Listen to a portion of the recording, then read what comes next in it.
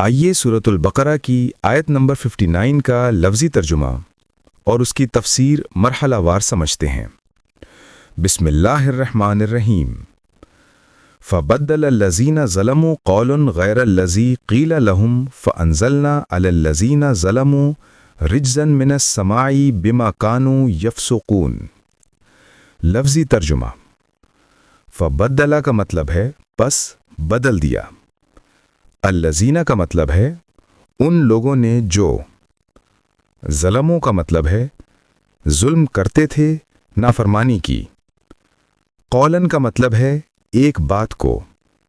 غیرہ کا مطلب ہے بدل کر، غیر۔ الذی کا مطلب ہے اس بات کے۔ قیل لہم کا مطلب ہے جو ان سے کہی گئی تھی۔ فانزلنا کا مطلب ہے تو ہم نے نازل کیا۔ علی الذین ظلموا کا مطلب ہے ان ظالموں پر۔ رجزن کا مطلب ہے عذاب۔ من السماء کا مطلب ہے آسمان سے۔ بما كانوا یفسقون کا مطلب ہے اس وجہ سے کہ وہ نافرمانی کرتے تھے۔ سادہ ترجمہ۔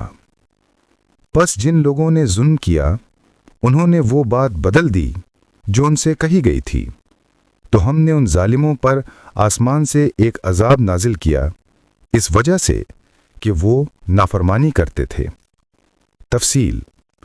یہ آیت بنی اسرائیل کے واقعے کے تسلسل میں ہے جو آیت نمبر 58 سے جڑا ہوا ہے۔